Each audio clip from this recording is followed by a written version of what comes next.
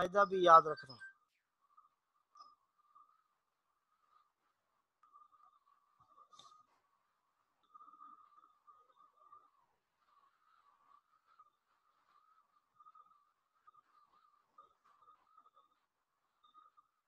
جی دوسرا مخرج آج انشاءاللہ العزیز ہم پڑھیں گے، یہ آپ کے سامنے آپ کو سکرین پہ نظر آ رہا ہے۔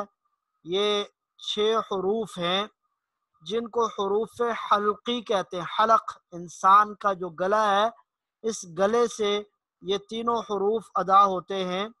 اور اس میں یہ بات یاد رکھیے کہ ایک گلے کا سب سے نیچے والا حصہ ہوتا ہے، اور ایک گلے کا درمیان والا حصہ، اور ایک گلے کا اوپر والا یعنی جو منہ کی طرف والا۔ تو ایک سینے کی طرف والا جو گلے کا حصہ ہے، نمبر 2 درمیان والا، اور نمبر 3 جو منہ کی طرف والا گلے کا حصہ ہے۔ سینے کی طرف والا جو گلے کا حصہ ہے اس کو اقصائے حلق کہتے ہیں، نیچے والا حلق کا حصہ۔ وسط حلق وسط درمیان کو کہتے ہیں۔ ادنا حلق اوپر جو منہ کے قریب ہے، ادنا قریب کو کہتے ہیں۔ تو ادنا حلق جو منہ کے قریب ہو اس کو یہ حلق کا حصہ ہے۔ یہ 6 حروف ہیں، حمزہ، ہا، عین، حا، غین، خا۔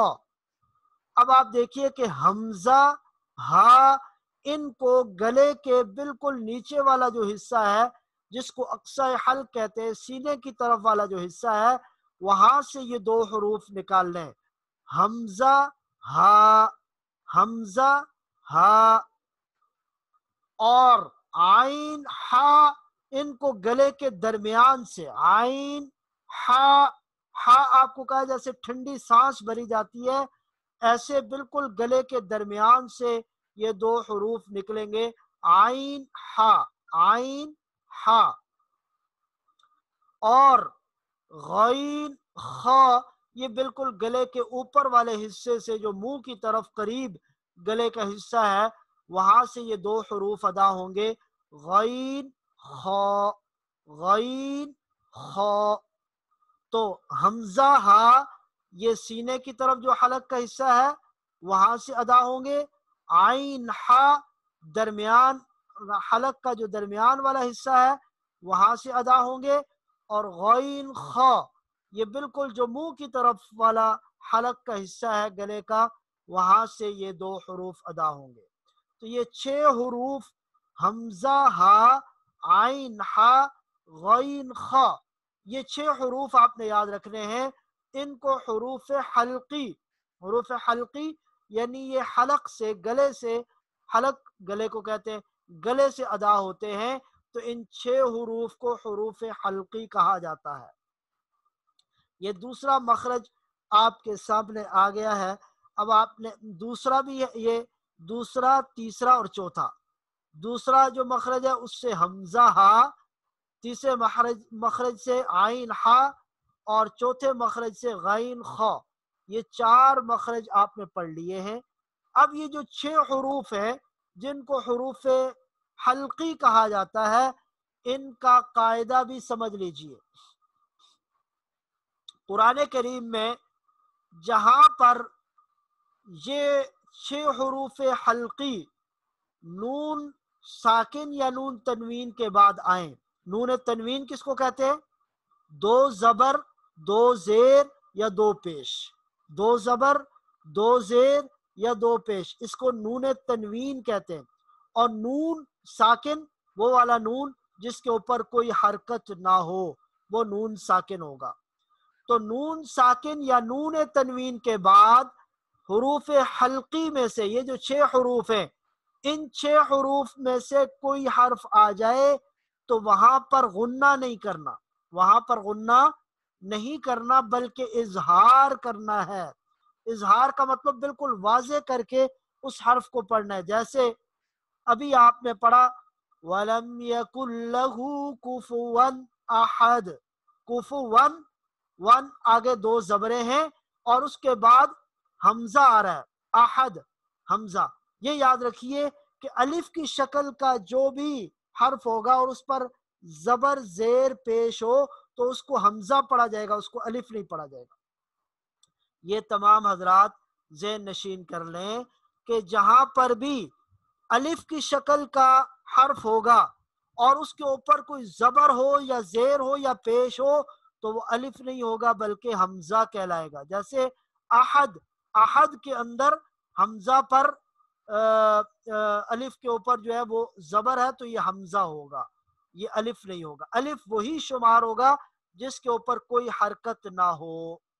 تو گویا حمزہ یہ نون تنوین کے بعد آیا تو یہاں پر غنہ نہیں ہوگا بلکہ اس کو اظہار کر کے پڑھیں گے، کفوا احد، غاسق اذا وقب، غاسق، قاف کے نیچے دو زیریں ہیں تو یہ نون تنوین ہے۔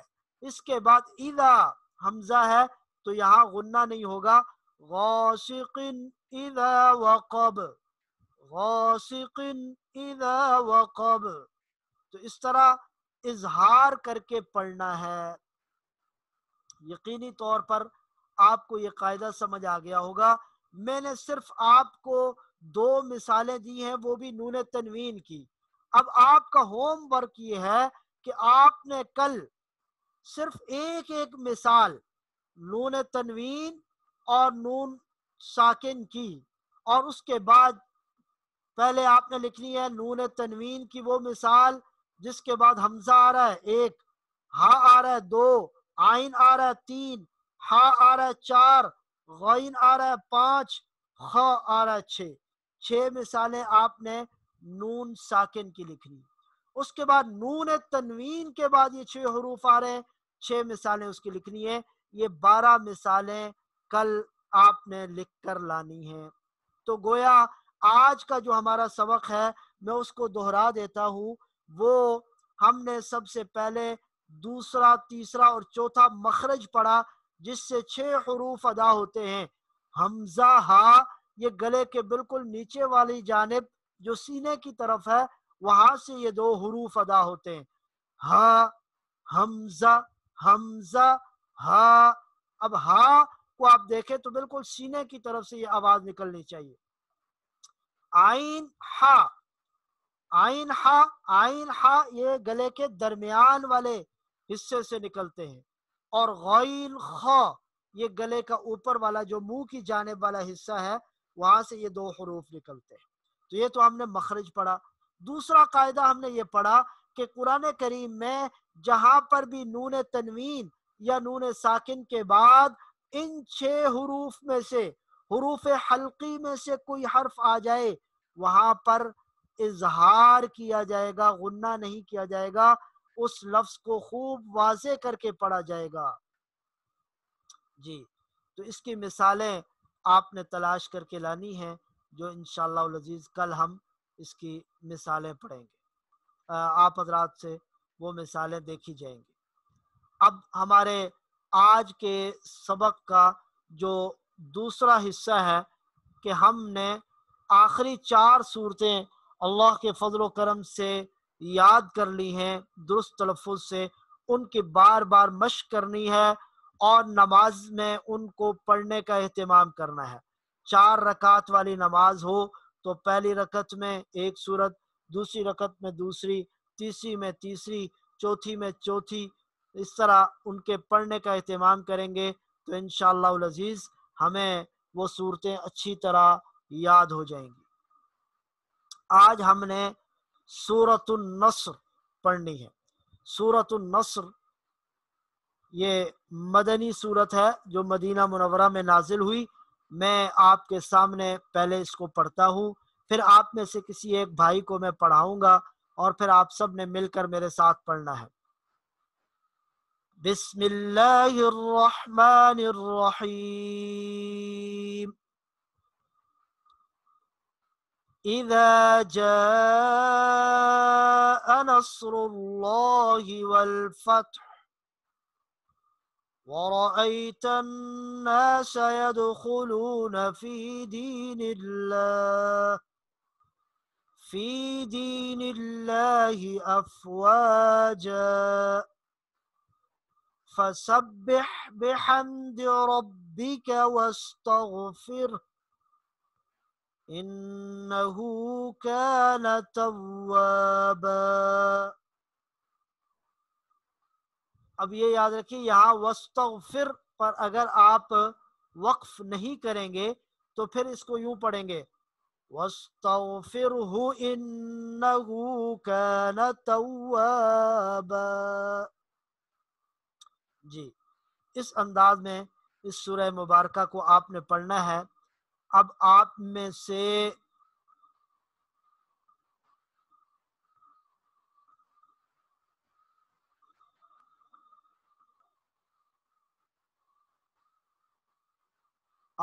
سے ابھی میرے ساتھ جو پڑھیں گے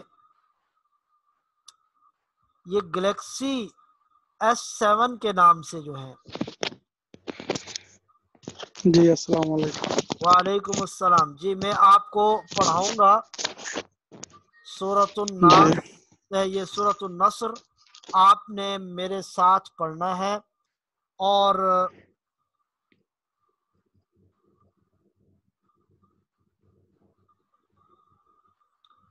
باقی جو احباب ہیں وہ بھی اسی طرح میرے ساتھ پڑھتے رہیں گے. جی آپ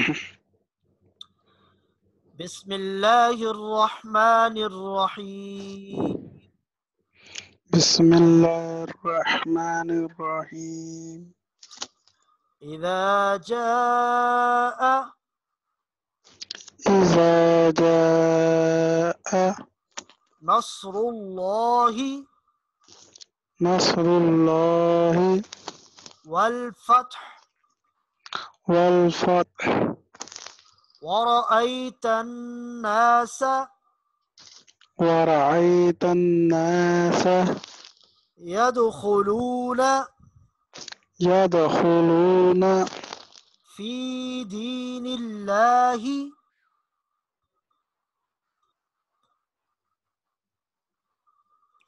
في دين الله في دين الله أفواجا أفواجا فسبح فسبح بحمد ربك بحمد ربك واستغفره. واستغفر. ہاں آخر میں ہا کی آواز بھی آنی چاہیے. واستغفر واستغفر انه إنه كان كان کانا کو لمبا نہیں کرنا. كان توابا. توابا. ماشاء اللہ بہت خوب. آپ کا نام کیا ہے؟ جی عثمان. عثمان. کہاں سے ہیں؟ دبئی سے. دبئی سے ہیں. ماشاء اللہ بہت اچھا جی. زندہ باد. اچھا جی یہ ہمارا آج کے سبق کا جو دوسرا حصہ ہے سورہ مبارکہ یہ بھی ہم نے پڑھ لی ہے اور اب انشاءاللہ العزیز جو آج کے ہمارے سبق کا اگلا حصہ ہے